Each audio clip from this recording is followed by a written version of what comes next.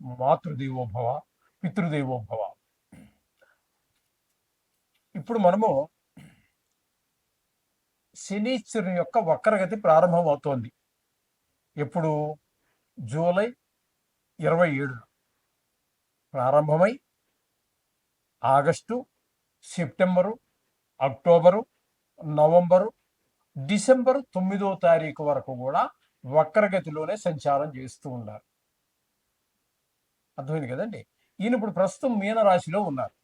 ఆ మీనరాశిలో ఉండి వక్రగతి ప్రారంభమయ్యి సుమారుగా 136 రోజులు, అంటే 4 నెలలు, 4 3 12, 4 నెలలు ఏమండి, 16 రోజులు. అంటే ఒక రోజు, కొన్ని నెలల్లో 31 రోజులు ఉండొచ్చు, కొన్ని నెలల్లో 30 రోజులే ఉండొచ్చు.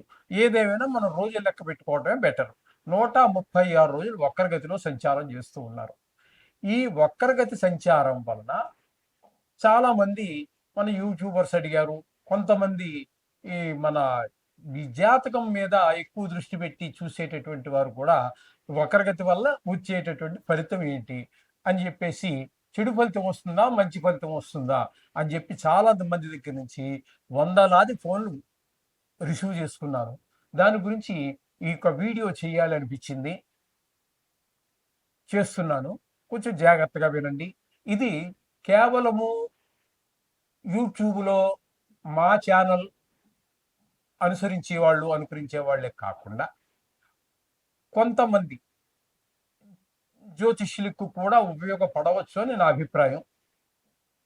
అది ఉపయోగపడితే చాలా సంతోషం కూడా. కాబట్టి ఇది కొంచెం జాగ్రత్తగా వినవలసినటువంటి విషయం. ఇక్కడ ఈయన మొత్తం మీద 136 రోజులు సంచారం చేస్తున్నారు. నిజానికి ఎప్పటి నుంచి ప్రారంభమవుతోంది? మనం జూలై 27న వక్రగతి ప్రారంభమవుతోంది. ఆ రోజున మీకు ఇంచుమించుగా ఇంతవరకు ఎవరు చెప్పనటువంటి విషయాలే చెప్తున్నాను అనుకో. తెలియదని కాదండి, వాళ్ళకి తెలిసి ఉండొచ్చు కాక, సమయాభావం కావచ్చు, మరి ఏదైనా కారణం కావచ్చు. వాళ్ళు చెప్పి ఉండనటువంటి విషయాన్ని మీకు నేను తెలియజేస్తున్నా. ఆ రోజున శని భగవానుడు 20 డిగ్రీల్లో ఉన్నాడు, మీనరాశిలో 20 డిగ్రీల్లో ఉన్నాడు. అక్కడ నుంచి వక్రగతి ప్రారంభమయ్యి డిసెంబర్ 9 వరకు వక్రగతిలో ఉంటున్నారు. ఆయన వెనక్కి నడుస్తూ ఉన్నాడు. వక్రగతి అంటే ఏంటి? ముందుకు వెళ్ళడం కాకుండా వెనక్కి రావడం. అలా వచ్చి వచ్చి వచ్చి ఎక్కడి వరకు అంటే డిసెంబర్ 9వ తారీఖు వరకు. అక్కడికి వచ్చేటప్పటికి 20 డిగ్రీల్లో ఉన్నాడని మొదట మనం చెప్పుకున్నాము కదా. ఆ 20 డిగ్రీల నుంచి 13 డిగ్రీల్లోకి వస్తున్నారు. అంటే ఇవన్నీ ముందు నడుచుకుని వెళ్ళిపోయారు ఆయన. ఈ 13 డిగ్రీల నుంచి అలా ముందుకు వెళ్ళిపోయి 20 దగ్గరకు వెళ్ళారు. ఆ వెళ్ళినటువంటి ఆయన మళ్ళీ వక్రగతి కారణంగా, అంటే నిజానికి వక్రగతి అంటూ ఉండదు, అది మనకి కనిపించే విధానం. ఎందుకంటే ఒక్కొక్క గ్రహానికి ఒక్కొక్క ఓర్బిట్ ఉంటుంది కాబట్టి, ఆ ఓర్బిట్లో తిరిగినప్పుడు చిన్న ఓర్బిట్ ఉన్న గ్రహం త్వరగా ముందుకు వెళ్తుంది కాబట్టి ఇది వెనక్కి వెళ్ళినట్టు కనిపిస్తుంది. కానీ నిజానికి ఏ గ్రహానికి కూడా వక్రగతి అనేది రాహుకేతువులు తప్పితే దేనికి లేదు. కాబట్టి ఇక్కడ శనీశ్వరుడికి వక్రగతి లేదు, కానీ వెనక్కి వస్తున్నట్టుగా మనకు కనబడుతుంది.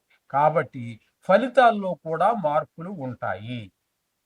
ఎంతవరకు ఉంటాయి ఫలితాల్లో మార్పులు అన్నట్టయితే, 13 డిగ్రీల నుంచి 20 డిగ్రీల వరకు వెళ్ళాడు కదండి.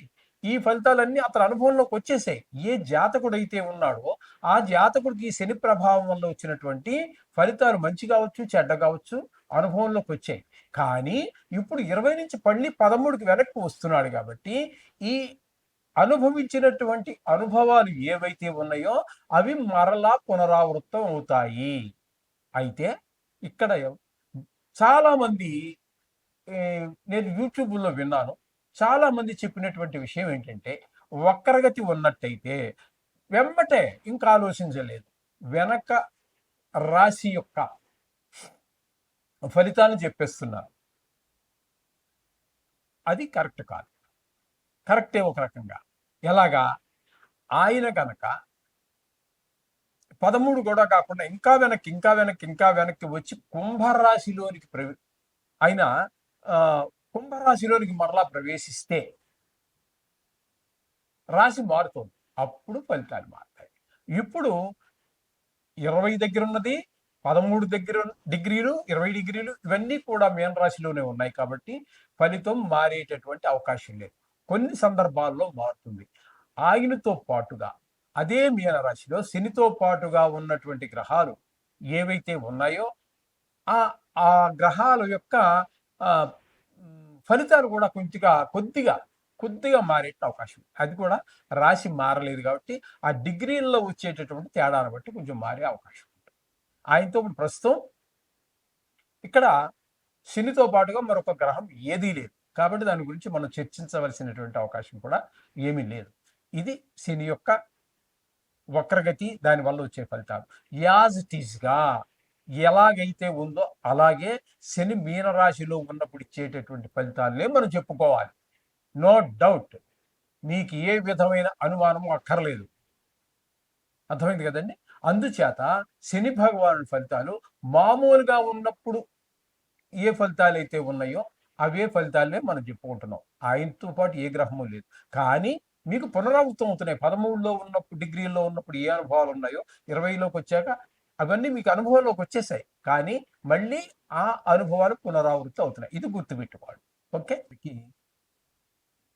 శనిగ్రహ సంచారం వల్ల ప్రభావం ఈ విధంగా ఉంటుంది. అయితే ఈ మీనరాశిలో జన్మంలోనే శని సంచారం అనేది ఏళ్ళనాటి శని, జన్మము అంటే తనుభావము. కాబట్టి మామూలుగా మనం జనరల్గా చెప్పుకునేది ఏంటి? అనారోగ్యాన్ని ముఖ్యంగా చెప్పుకుంటూ ఉంటాం. రోగాలు ఎక్కువగా చెప్పుకుంటూ ఉంటాము. చెడు ఆలోచనలు, చెడు ప్రవర్తన, మనసు చెడు వైపే ఆకర్షింపబడడం లాంటివి మనం చెప్పుకుంటూ ఉంటాం. ఇక్కడ విశేషంగా చెప్పుకునేది ఏంటంటే జూలై నెలలో 27వ తారీఖు నుంచి వక్రగతిలో ప్రారంభం చేస్తున్నారు. July, August, September, October, November, December 9 వరకు, అంటే టోటల్గా మొత్తంగా 136 రోజులు వక్రగతిలో సంచారం చేస్తున్నారు. ఈ వక్రగతి ప్రారంభం అయ్యే నాటికి 2027 సంవత్సరంలో 2026 సంవత్సరం జూలై 27వ తారీఖు నాటికి ఆయన 20 డిగ్రీల్లో ఉన్నారు. ఇవన్నీ మీరు అంటే 1వ డిగ్రీ, 2వ డిగ్రీ, 3వ డిగ్రీ అక్కడి నుంచి మొత్తం 20 డిగ్రీల వరకు ఉన్న ఫలితాలని మీరు అనుభవంలో వచ్చాయి. కష్టం కావచ్చు, సుఖం కావచ్చు, ఆ ఫలితాలు అయితే అనుభవించాం. కానీ ఇక్కడ వక్రగతి ప్రారంభం అవుతోంది కాబట్టి జూలై 27న అక్కడ 20 నుంచి మళ్ళీ వెనక్కి వస్తున్నారు. 19, 18, 17, 16 అలా 13 దాకా వస్తున్నారు. అంటే ఈ 13 నుంచి మీరు అనుభవించినటువంటి సుఖాలన్నీ కూడా మళ్ళీ వెనక్కి రావడం ద్వారా మళ్ళీ పునరావృతం అవుతున్నాయి. అవే ఫలితాలు మళ్ళీ అనుభవంలోకి రాకపోతున్నాయి. ఇంతేనా? దీనివల్ల ఇంకా విశేషమైన ఉంటుందా? కొన్ని సందర్భాల్లో విశేషమైన వేరే గ్రహాల మీద ప్రభావం ఉంటుంది. కొన్ని సందర్భాల్లో ఉండదు. అదే ఎలా అంటే ఈ శని భగవానుడితో వేరే గ్రహం ఏదైనా యుతి ఉన్నట్టయితే వాటి మీద కూడా కొంత ప్రభావం పడుతుంది. ప్రస్తుతానికైతే శని భగవానుడితో ఏ గ్రహం యొక్క యుతి లేదు. ఆ కారణం చేత వాటిలో తేడా లేదు. అదే శని భగవానుడు 20 నుంచి 13 వరకు వచ్చాడు కానీ ఇంకా వెనక్కి వెళ్ళి ఉండి కుంభరాశిలో కనుక ప్రవేశిస్తే అప్పుడు మనం వెనక రాశి అయినట్టు కుంభరాశి ఫలితాలు చెప్పుకుంటూ ఉంటాం. కానీ వీరు చాలా మంది మరి వెనక రాశి వక్రం అనేటప్పటికి వెనక రాశి ఫలితాలు చెప్పిస్తున్నారు. కానీ రాశి మారలేదు కాబట్టి ఖచ్చితంగా మీనరాశి ఫలితాలే ఇస్తాడు. ఇందులో మార్పు ఏమీ లేదు. వక్రగతిలో ఉన్న అదే ఫలితము, రుజుమార్గంలో ఉన్న అదే ఫలితము. రాశి మారలేదు కాబట్టి ఇక్కడ జన్మరాశి ఫలితాలు ఏ విధంగా, జన్మరాశిలో శని భగవాన్ యొక్క సంచారం ఏ విధమైనటువంటి ఫలితాలు ఇస్తుంది అనేటటువంటిది మీకు తెలియజేస్తున్నాను. శాస్త్రకారుడు తెలియజేసిందే నేను తెలియజేస్తున్నా. అందులో నా ప్రమేయం ఏమి ఉండదండి. నాది ఒక్క మాట కూడా ఉండదు. శాస్త్రకారుడు ఏది చెప్పాడో అది చెప్తాను. మిమ్మల్ని సంతోషపెట్టడానికి ఏవో లేనిపోని మాటలు చెప్పడం కానీ, మిమ్మల్ని భయభ్రాంతులు చేసేసి ఏదో తద్వారా ఏ హోమాలో జపాలో ఏవో పెట్టేసి ధనాన్ని ఆర్జించాలి అనేటటువంటి ఆశ కానీ నాకు ఏమీ లేదు. శాస్త్రాన్ని మీకు అందించాలనేటటువంటి ఒక ఉద్దేశంతో ఈ ఛానల్ మేము ప్రారంభించడం జరిగింది. మీరు శాస్త్రమే కావాలనుకుంటే చూడండి, అట్లాంటి ఆనందం 100 కోట్లు సంపాదిస్తావు. జీవితంలో ఎవరో స్త్రీ ప్రవేశిస్తుంది. ఇట్లా ఆనందాలు నేను అందించలేనండి. క్షమించండి. అది నా వల్ల కాదు. శాస్త్రకారుడు చెప్పలేదు.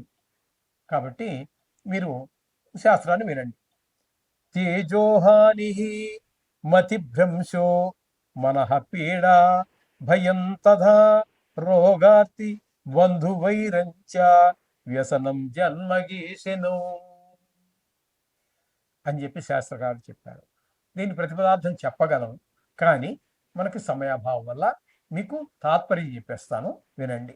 శని జన్మరాశిలో సంచారం చేసేటప్పుడు అపకీర్తి, చెడ్డ పేరు, చంచల బుద్ధి, గంటకో ఆలోచన, గడికో ఆలోచన, అలాగే మనోవిచారం, భయం, దేనికో తెలియదు భయం, ఏంటో జరిగిపోతుంది, ఏదో అయిపోతుంది, ఎందుకు అయిపోతుందో తెలియదు, అన్ని, రోగం, ఇది మరీ ఇబ్బందికరమైనటువంటి పరిస్థితి, బంధుమిత్ర విరోధం, బంధువులతోటి విరోధమే, మిత్రులతోటి విరోధమే, కనబడిన వాళ్ళు అందరితోటి విరోధం. అదంతా మన ప్రభావం కాదు. ఆ భగవానుడు, ఆ శని భగవానుడు యొక్క దుష్ప్రభావం మన మీద ఉన్న కారణంగా ఎప్పుడు కూడా దుఃఖాన్ని సంభవింపజేస్తూ ఉంటాడు ఆయన అక్కడ జన్మంలో సంచరించినంత కాలం కూడా. ఈ విధమైన ఫలితాలన్నీ కూడా ఆయన మనకి కలగజేయబోతూ ఉన్నాడు మీనరాశి వారికి. కాబట్టి వీరికి కూడా ఎక్కువ కష్టాలే ప్రసాదిస్తున్నాడు. కాబట్టి ఆర్థిక స్తోమత బాగున్నటువంటి వారు శని భగవానికి జపశాంతులు చేయించుకోండి. మంచివారు దొరికితే మీకు ఓకే, లేదంటే మీరు దేశ విదేశాలలో ఎక్కడ ఉన్నా, దేశంలోనే ఎక్కడ ఉన్నా, రాష్ట్రంలోనే ఎక్కడ ఉన్నా మీకు మేము ఇక్కడి నుంచి పూజ చేస్తాము. అంతా మీకు డైరెక్ట్ కెమెరాలు పెట్టి మీకు డైరెక్ట్ అంతా ఆన్లైన్లో చూపిస్తూనే ఉంటాం. మీరు చెప్పవలసినటువంటి మాటలు ఏవైతే ఉన్నాయో అవన్నీ మీ చేత చెప్పిస్తాము. ఆ విధంగా చాలా సౌకర్యాలు ఇక్కడి నుంచి, ఎందుకంటే మరి పాపం ఇప్పుడు ఆస్ట్రేలియాలో ఉన్నారు, లేకపోతే అమెరికాలో ఉన్నారు, దీనికోసం రాలేరు కదండి. ఆ వారు ఇక్కడికి వచ్చి వెళ్తే 2 లక్షల రూపాయలు ఖర్చు అవుతుంది. మనకి ఇక్కడ అయ్యే ఖర్చు 20,000, 25,000, లేకపోతే 10,000, 5,000 ఉందనుకోండి. దీనికోసం 2 లక్షలు ఖర్చు పెట్టుకోవడం అనేది ఒక కాదు. మరి చాలా చాలా చాలా చాలా కాలంగా చేస్తూనే ఉన్నాము. సత్ఫలితాలు వాళ్ళు పొందుతూనే ఉన్నారు. కాబట్టి అలా మీరు దూర ప్రాంతాల్లో ఉన్నా, ఎక్కడ ఉన్నా కూడా మమ్మల్ని సంప్రదించవచ్చు. ఇంకా అది కాదు, నా వల్ల 1000 రూపాయల కంటే నేను పెట్టుకోలేను అనేటటువంటి వారు ఎవరైనా ఉన్నట్టయితే మనకి కొన్ని యంత్రాలు ఉన్నాయి. వ్యాపారం బాగలేకపోయినా, వివాహం కాకపోయినా, ఏ గ్రహ దోషాలున్నా, అనేక రకాలు, ఇప్పుడు గృహం ముందుకు వెళ్ళాలని, సంతానం గురించి అయినా, కొన్ని గ్రహాల దోషాల గురించి, దేనికైనా కూడా యంత్రాలు అనేటటువంటిది కూడా మనకి శాస్త్రంలో చెప్పబడినటువంటిది. దానికి మేము పూజ చేసి పంపిస్తాము. దాని గురించి వివరాలు కావాలి అన్నట్టయితే కూడా కింద కనిపిస్తున్నటువంటి ఆ నెంబర్కి ఫోన్ చేసి మమ్మల్ని సంప్రదించినట్టయితే మేము చెప్పడం జరుగుతుంది.